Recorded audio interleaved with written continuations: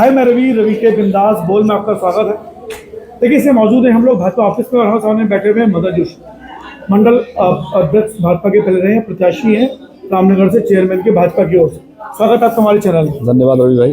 देखिए, आप पे आरोप है कि रामनगर में सांप्रदायिक माहौल बिगाड़ने की साजिशें, ऐसे आरोप लगाए जा रहे हैं। और जितनी भी आप कटोगे तो बटोगे, एक हो तो सेवा, और काफी दिनों से हर व्यक्ति मुझे लिख रहा है कि मदन जोशी का इंटरव्यू लोगे तो ये सवाल जरूर करना।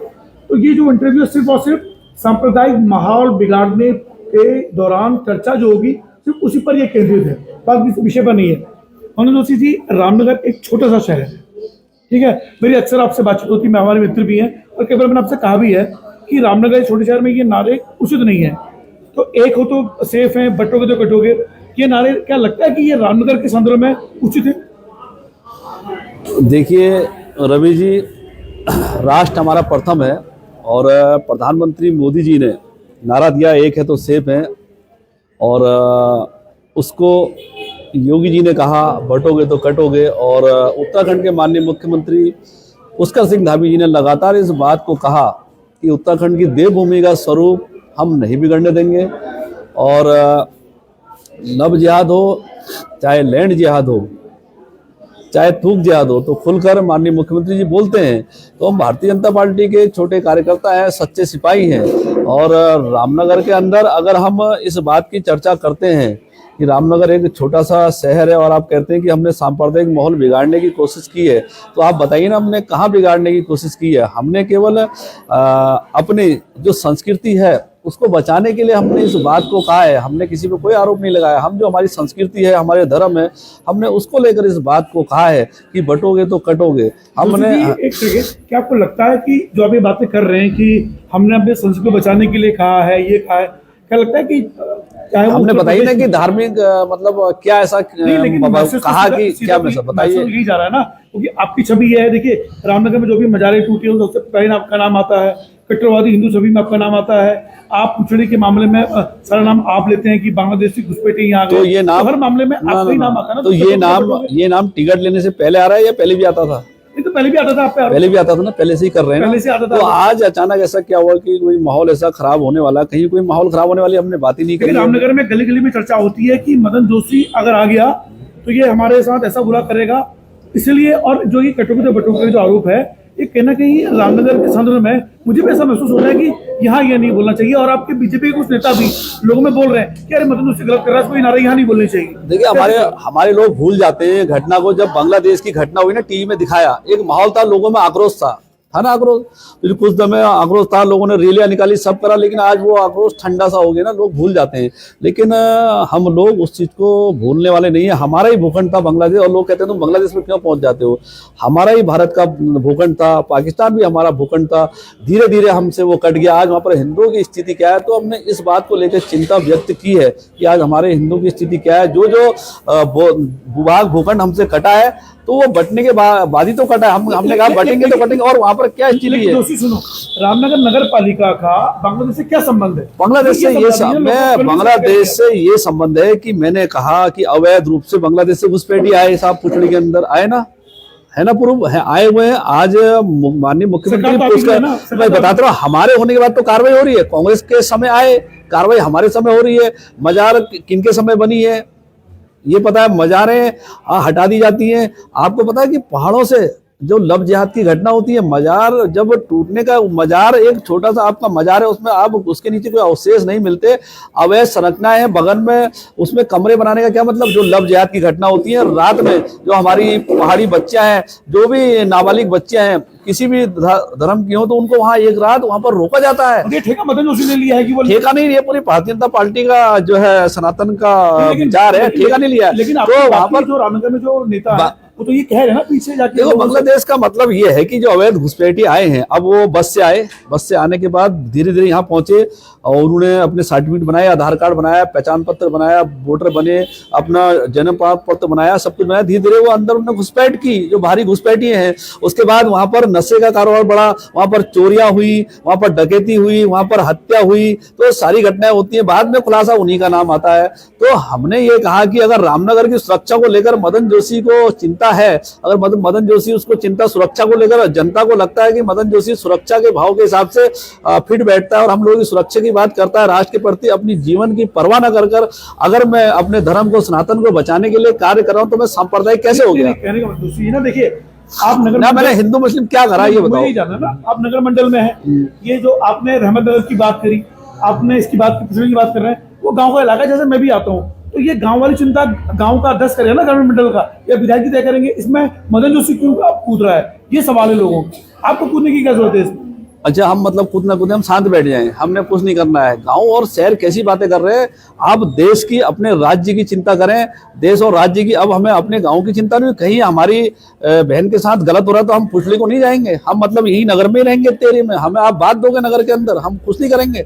आप ये चाह रहे हैं कि हम इस नगर से बाहर ही ना निकले? नहीं, मेरा कहना मतलब है कि आप ना वहां की चीजों को नगर की राजनीति में इंक्लूड करके, मैं कह रहा हूं कि उत्तराखंड के अंदर कहीं भी अगर देश के अंदर कोई घटना होती है तो हम उसका विरोध करते हैं। देश के अंदर, बांग्लादेश के अंदर घटना हुई तो हमने रामनगर के अंदर विरोध नहीं किया क्या? उसका हमने जुलूस नहीं निकाला क्या?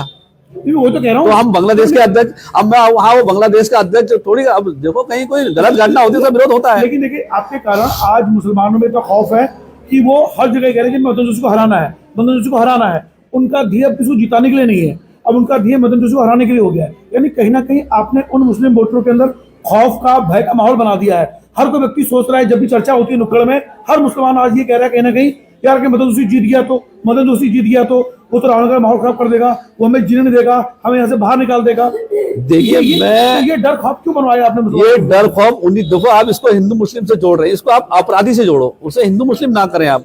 अगर कोई अपराधी होगा तो मैंने ये कहा है कि महिलाओं की सुरक्षा के लिए और हमारी बहन बेटियों की सुरक्षाओं के लिए, और रामनगर के अंदर चोरी चकारी डकैती जो अवैध जितने भी काम हैं, चाहे वो स्लाइडर हाउस है, इन कामों के लिए जो गलत काम करेगा तो उस पर रोक लगाने की मैंने बात की। हिंदू मुस्लिम नहीं, और भी तो लोग हैं, तो उनके लिए बोल रहे हैं, जो गलत होगा तो उस पर प्रशासन द्वारा कार्रवाई की। मुसलमानों के प्रति आपको कोई मुझे अपराधी लोगों के खिलाफ जो अपराधी हैं तो वो बख्शे नहीं जाएंगे, ये मेरे कहने। लेकिन जब परसों बाजार में जुलूस निकल रहा था, जब आप बैंड वाली गली से निकल रहे थे, तो कुछ लोगों ने मुझे बुलाया दुकान में, बोले यार मदन जोशी निकले और इन्होंने, हम हाथ जोड़ने की कोशिश कर रहे थे, ये हाथ जोड़ने नहीं आए हमसे, ये आरोप लगाया उन्होंने आप पे। अब ये पता नहीं, देखो प्रत्याशी हूँ, कई चीजें होती हैं, कभी ऐसे टाइम पे फोन भी आ जाता है, कई चीजें हैं तो उधर को नजर नहीं पड़ी होगी, तो ऐसा नहीं है कि मैंने उनको। आप खिलाड़ी वोट मांगने जाएंगे?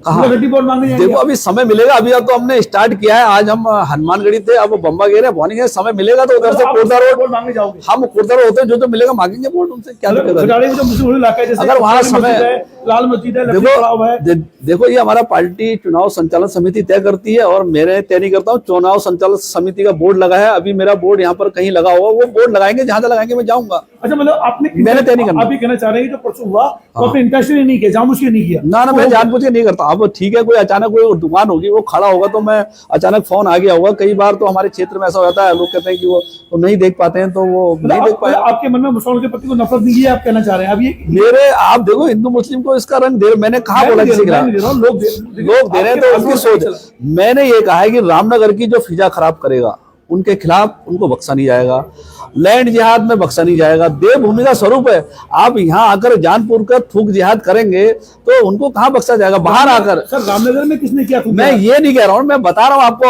अब मसूरी का वीडियो आया नहीं आया? मसूरी का वीडियो आया ना। अब आपको पता नहीं है, क्या पता कोई घटना ऐसी हो, तो मैं बताना चाहता हूँ आपके चैनल के माध्यम से। हम लव जिहाद, लैंड जिहाद, थूक जिहाद और ढाबा जिहाद, इन चीजों को हम बर्दाश्त नहीं कर रहे हैं। इसी जो गलत काम करेगा तो बख्शा नहीं जाएगा, ये हमने कहा है साहब। यही हमारा जो है सनातन धर्म।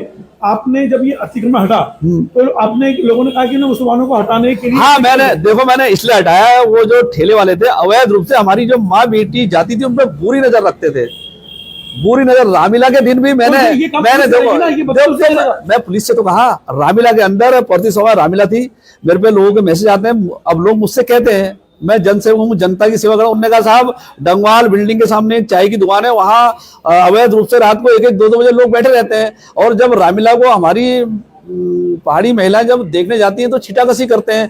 तो मेरे पे मैसेज आया हिंदू जागरण मंच का, तो मैंने एसएसआई नयाल जी को फोन करा, नयाल जी ने फोर्स भेजी, फोर्स भेजने के बाद उनको लठियाया, उनको भगाया। तो क्या गलत करा? इतना बता दीजिए। वहां पर हमने सीसीटीवी कैमरे लगाए, निगरानी लगा, उनके लिए किया। अगर हम महिलाओं की सुरक्षा के लिए, अगर हम अपनी माताओं बहनों की सुरक्षा के लिए जो ये डकैती डालने, चोरी डालने बाहर से आए हुए घुसपैठिए और यहाँ पर ठेला लगाकर बदतमीजी कर रहे हैं, तो अगर रात को रानीखेत रोड का आप हाल देख लो 2-2 बजे, और हमारे जो दिल्ली से यात्री कुमाऊं को जाते हैं अंधेरे में कौन देख रहा है, तो 2-2 बजे कितना जमघट लगा रहता है रानीखेत रोड में और क्या लूटपाट होती है वो सबको पता है। तो ये सब मैं नहीं होने दूंगा। जो गलत लोग हैं वो मुझसे डर रहे हैं, जो भी वो गलत हैं तो उनको डर लग रहा है मुझसे, बाकी और किसी को डर नहीं लग रहा है। अभी किसी ने कहा विजय चावला है ट्रांसपोर्ट नगर है, मदन जोशी आ जाएगा तो सारे अपने हिंदू लोगों को रोजगार दे देगा, हमारी सारी ट्रांसपोर्ट नगर खाली कर देगा, पार्किंग बना देगा, सब हिंदू लोगों को बसा देगा।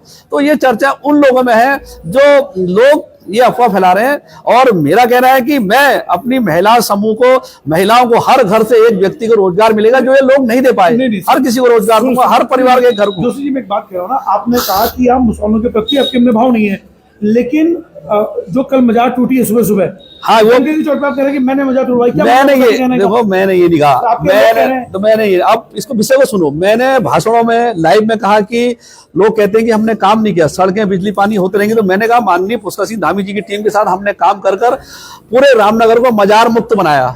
एक मैंने कहा मजार भी दिखा दो, एक मैं लगातार चुनाव में लगातार इस चीज को बोल रहा था, तो किसी का मैसेज आता है यार आप तो कहते हैं हमने सारी, तो ये पिरमुदारा नेशनल हाईवे में मजार कैसे बची है, तो मेरे संज्ञान में बीच से नहीं आया, बची है तो मैंने उसे चुनौती के रूप में लिया। उन्होंने कहा अगर आप पे हिम्मत है तो पिरमुदारा की मजार चुनाव से पहले हटा के दिखा दो। तो मैंने निवेदन किया माननीय मुख्यमंत्री जी से, और मुख्यमंत्री जी ने यहाँ पर एनएच के जो अधिकारी हैं उन्होंने नोटिस भेज चुके थे, और भेजने के बाद पिरमुदारा की जो मजार थी अवैध वो हटा दी गई है, और बड़े उसके नीचे कोई भी अवशेष नहीं मिले, तो उसमें किसी को क्या दिक्कत है। वो लैंड याद है ना, कई एकड़ों की जमीन गर्व फील इसलिए हो रहा है कि उत्तराखंड की भूमि को घेरा जा रहा है, अवैध रूप से घेरा जा रहा है। आप उन मुस्लिमों के दिल में खौफ तो पैदा कर रहे हैं ना, खौफ क्या है उसमें, उनको लगेगा नहीं कि मंजूसी जो भी ये इतनी बड़ी मजार थी यहाँ हटवा दी उधर। तो मैं कह रहा हूँ कि इन मजारों का ये भी तो देखिए रूप क्या है, उनमें मजारों के बगल में इतने बड़े बड़े कमरे बनाने की जरूरत क्या है।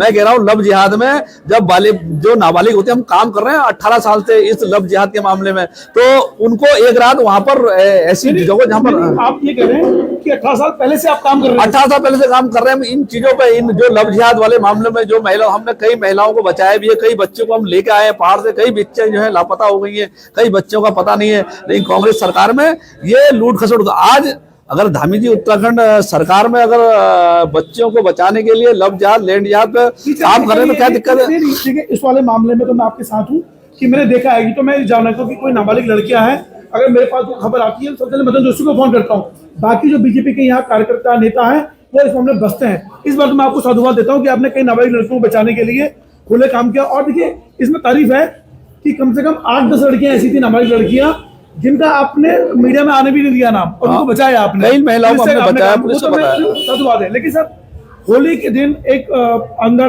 कोविड पार्क में एक बड़ी मजार थी, उनका बड़ा उर्स लगता था, वो भी आपने रुकवा दिया। अच्छा एक बात बताओ, होली के दिन ये मेरे ख्याल से यहाँ राजू खड़ा है, ये भगीरथ कॉलोनी के लोग खड़े हैं, तो भगीरथ कॉलोनी के आगे से वो लोग जाते थे और फॉरेस्ट के लोग कम पड़ जाते थे और दिल पे छाती ठोक के नारे लगाते हुए 10,000 की संख्या में रेलवे स्टेशन आने के बाद अंदर जाते थे। होली के समय, हमारे त्योहार के समय उनका हमारे क्षेत्र में जाने का क्या मतलब, हमारे लोग होली नहीं मना पाते थे, उनको डर लगता था। नहीं मतलब ये कह रहे हैं कि होली के समय 10,000 से अधिक मुसलमान 10,000 रामनगर में आता था, और नगर पालिका अध्यक्ष, नगर में पालिका है, नगर पालिका अध्यक्ष है, उसका दायित्व बनता है उसको रोकने का। क्यों नहीं रोका साहब, मदन जोशी ने क्यों रोका? अब मदन जोशी ने क्यों रोका उस 10,000 लोगों को? मैंने इसलिए रोका क्योंकि मेरे लोग कोटदा रोड में डरते थे कि ये जब निकल के आते थे, इनके कपड़े बड़े साफ सुथरे होते थे, दंगा हो सकता था, अगर किसी का हल्का सा भी छीटा रंग का पड़ जाता तो हमारे लोग होली नहीं खेल पाते थे, इनकी वजह से डर लगते थे। हमारा जो सनातनी है, हिंदू धर्म में बहुत दयावान है, दया करता है, वो दंगों से बचता है, झगड़ों से बचता है, वो बेचारा होली के दिन में छिपा रहता था। इस कारण मुझे एक चीज समझ में, अगर एक छीटे ही पड़ जाते तो बवाल होता है। मुझे एक सवाल आया था कल कि मदन जोशी ने हमारी कोविड पार्क में एक मजार है, वहां हम जाते थे, बाकी किसी बीजेपी के नेता को मिर्ची नहीं लगी, ये अकेला नेता मिर्ची था, और हम लोग होली के दिन शांति से आते थे, लेकिन संख्या का मुझे जानकारी नहीं थी। 10,000 से अधिक वो फॉरेस्ट भी नहीं कंट्रोल कर पाता। साल पहले की बात, ये तो कई समय से आ रहे हैं लोग, कई सालों से आ रहे हैं। आपने कब से रोका इसको? ये हम, जो मेरा कार्यकाल शुरू हुआ उससे 1 साल, हम 3 साल से इसको रोक रहे हैं। मतलब अभी मंडल अध्यक्ष के 1 साल पहले से हम इसे रोक रहे हैं। देखिए ये जानकारी मुझे पुख्ता नहीं थी, तो मुझे जब इसने बताया कि भाई ये सवाल आप जरूर करना कि कॉर्बेट टाइगर रिजर्व प्रभाग के अंदर मस्जिद है और मुरादाबाद और मधुआवाड़ अंदर, मतलब कॉर्बेट टाइगर रिजर्व के अंदर जहां उतरना अलाउड नहीं है, पर्यटकों को उतरना अलाउड नहीं है, जंगल नहीं जाने थे, टूरिस्ट नहीं उतर सकते, वहां ये लोग जा रहे थे, खुला गुंडागर्दी होती थी। अगर हमने कर दिया, मुझे कोई 10,000 से अधिक संख्या में, सबको पता है, ये लाइव में सुनने को सबको पता है, 10,000 अगर आप लोग तो आते रहते, ये कह रहे हैं। हाँ, अगर हम नहीं जाते वहां पर, नहीं पहुंचते, विरोध नहीं करते, तो आते रहते वो लोग। देखिए ये जानकारी में तो बताया, इससे कुछ जानकारी थी। लेकिन सर मुझे बस एक चीज बता दीजिए कि अभी भी जो रामनगर का मुसलमान है वोट ना दे कोई बात नहीं, लेकिन उनका विश्वास जीतना, क्योंकि चेयरमैन है सारा मुसलमान, लगभग देखिए सर ये लगभग 16,000 मुसलमान है रामनगर में, और आपके कारण जो मेरी चर्चाएं आ रही है, रामनगर में लगभग 46,000 वोटर है। 40 में से अगर मान लीजिए 80% वोटिंग होती है, 25,000 वोटिंग होगी। चलो ये आंकड़े आप मैं बता रहा हूँ आपको कि लगभग 16,000 मुसलमान अगर वोट करेगा आसिया अकरम जी को, तो क्या करेंगे? आपने तो एक प्रकार से जो डर का खौफ जो माहौल बना दिया है, तो मैं उन 16,000 के खिलाफ तो नहीं समझ रहा हूँ। उनका भरोसा कैसे जीतेंगे? मैं किसी का भरोसा नहीं जीत रहा। हम अपराधी कोई भी हो, अपराधी अगर हमारी बहनों पर बुरी नजर डालेगा, मुझे वोट नहीं चाहिए ऐसा।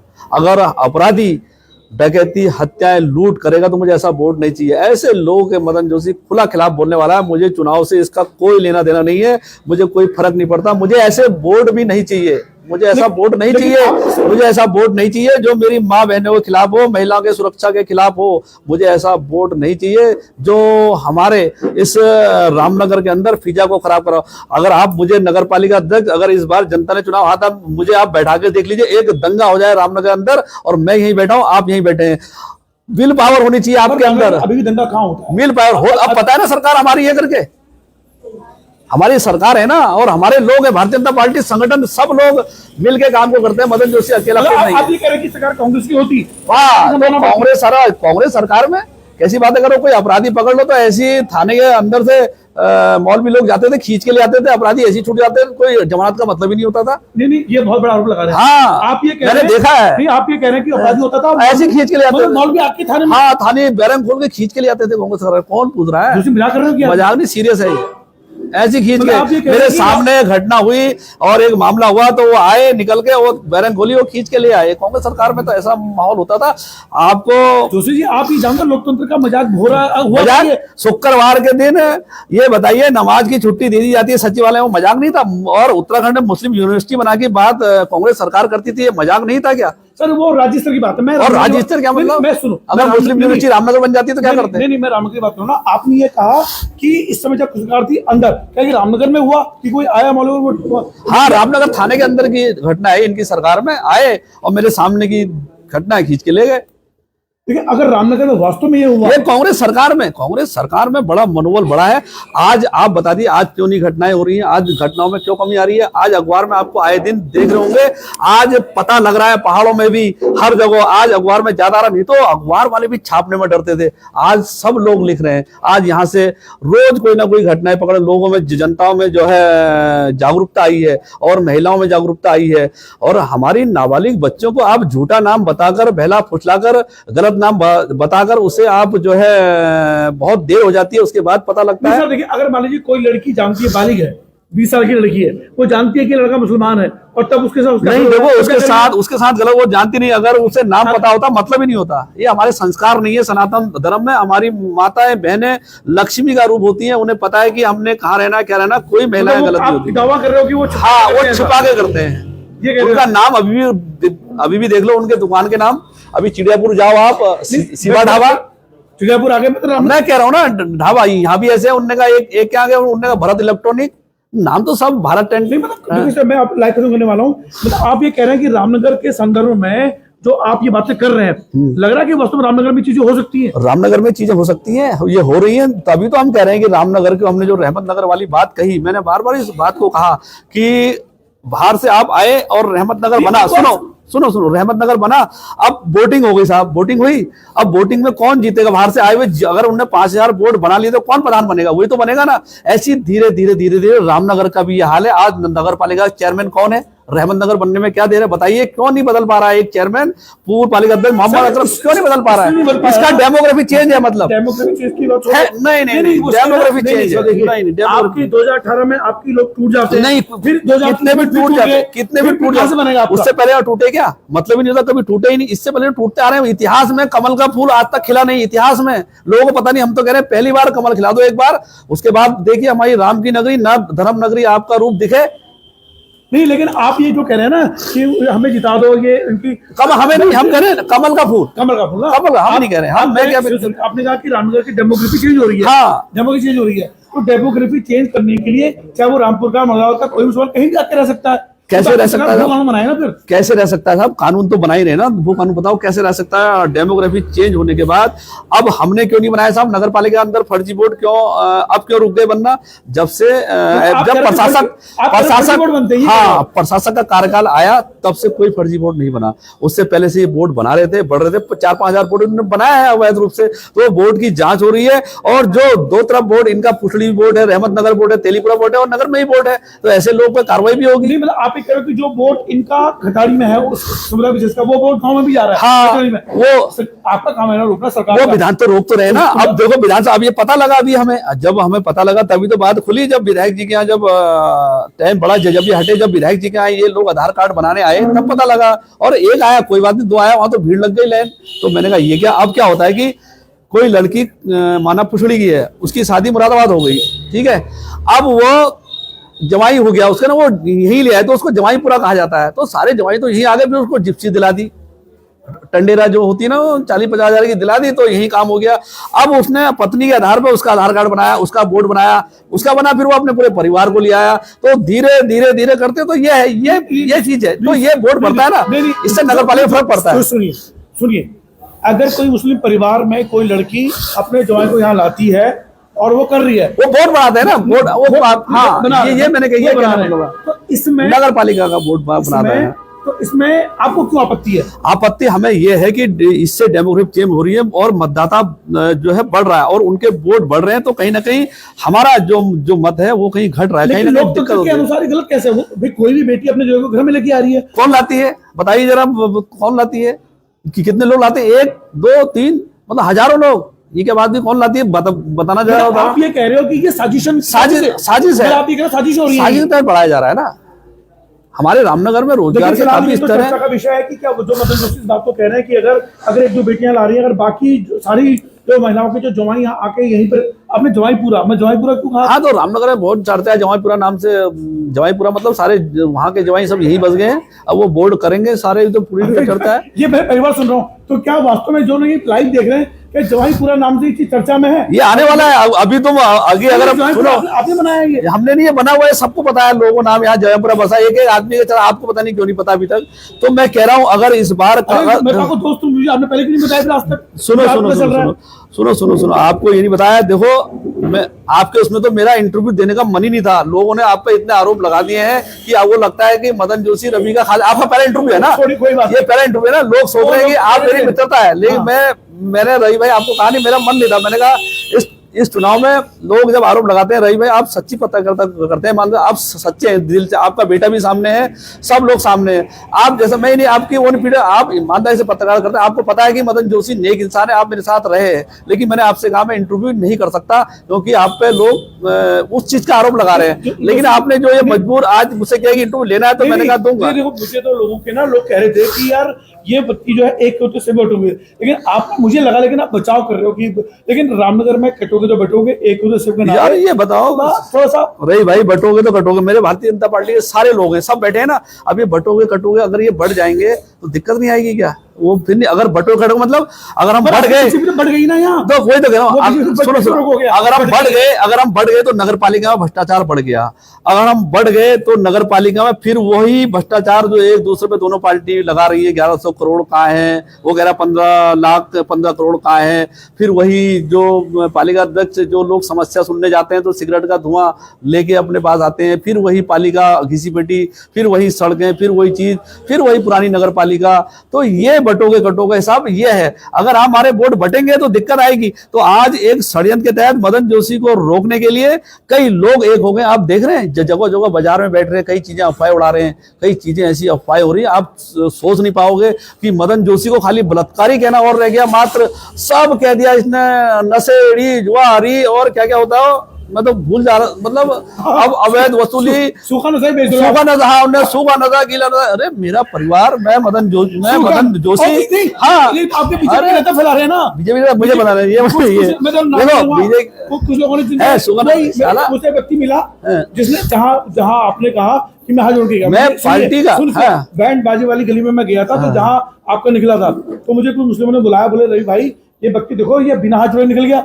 मैंने कहा ये तो गलत किया। अरे आप उसका छम्मो का इंटरव्यू लेते उस समय, तो मैं उसकी ओर को क्यों देखता? छम्मो की बात नहीं कर रहा हूँ मैं, बगल में कोई दुकान थी, मैं नाम छम्मो का इंटरव्यू लिया तो मैंने मुंह इधर कर लिया। छम्मो की बात नहीं कर रहा हूँ मैं, और भी थे वहाँ पे, आपको लेकिन मिलना चाहिए। देखो वहाँ छम्मो का, देखो तुम छम्मो का इंटरव्यू मैंने लोगों नहीं देखा वहाँ, कई मुसलमान की दुकान है भाई साहब। ना ना ऐसा नहीं है, मैंने हाथ जोड़ता हूँ, ऐसा नहीं। मेरा आपसे निवेदन है कि आपका जो रामनगर का मुसलमान है, मैंने ये कहा, मैं देखो मैं फिर कहता हूँ, जो रामनगर का लोकल मुसलमान है पुराना, मैं उसे बोलता हूँ वो मुझसे ज्यादा पहाड़ी है। मैं भारी साल बाहर रहा, देखो मैं भारी सम्मान करना चाहिए। मैंने भारी घुसपैठी की बात की। जहां तो आप मुस्लिम की बात कर रहे हैं, तो मेरे साथ कई लोग फुटबॉल में खेलते हैं, मैं फुटबॉल का खिलाड़ी रहा हूं, और मेरे साथ कई लोग, चाहे वो शाहिद हो, सैदाब हो, खालिद हो, कई लोगों ने मेरे साथ फुटबॉल टीम खेली, उनके साथ हमने खेला है। तो खिलाड़ी की भावना को ध्यान रखते हुए हम उनके साथ बाहर मैच भी खेलने गए, ऐसा नहीं है। क्यों अच्छा लग रहा है? हाँ तो कहा ना, जो हमारा रामनगर लोकल, हाँ तो हम उनका खेलने गए, तो हमने उनके लिए भी कहा कि मेरे घर भी आए थे टूर्नामेंट को लेकर, तो हमने कहा हम इसको बढ़ावा देंगे खेल को। उन्हें पता है कि मदन जोशी खेल के प्रति बहुत ज्यादा हम लोग करेगा, और महिलाओं को ही भरोसा है। मेरे इंटरव्यू का मकसद यही था, जो रामनगर लोकल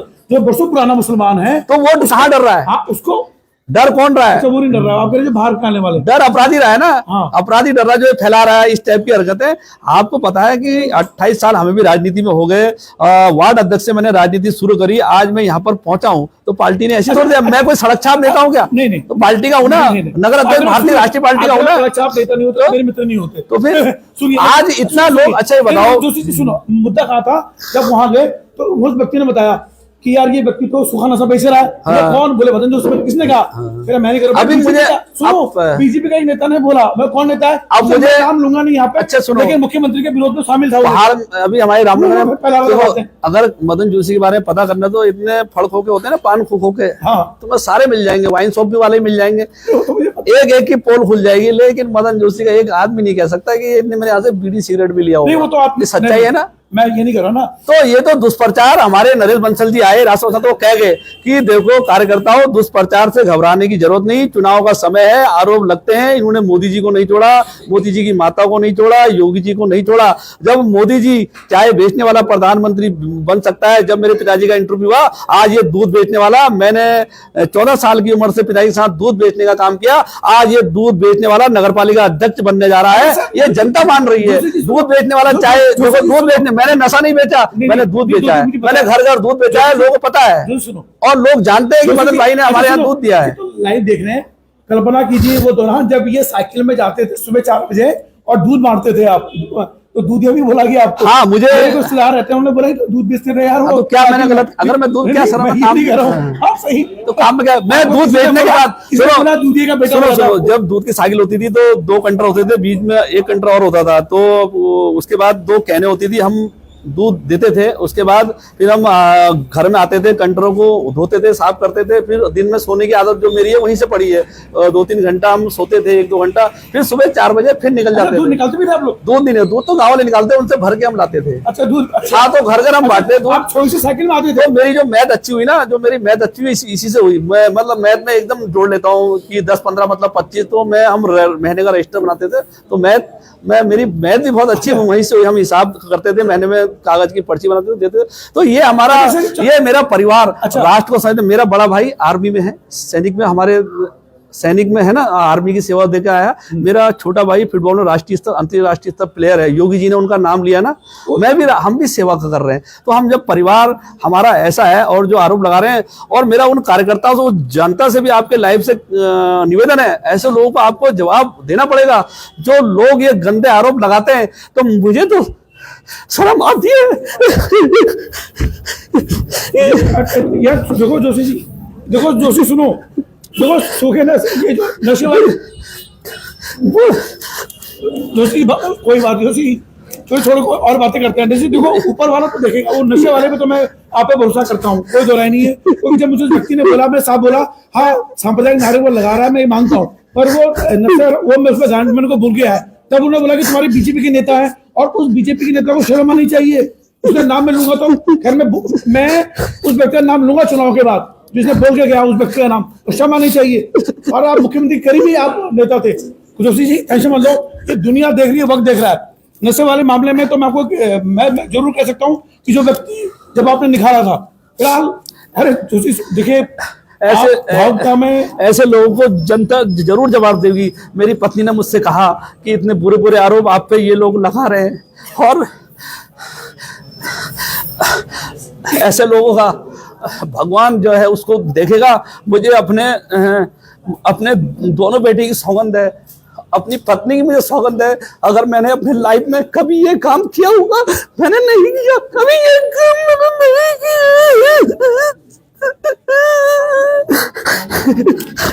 महादेव मैंने नहीं किया।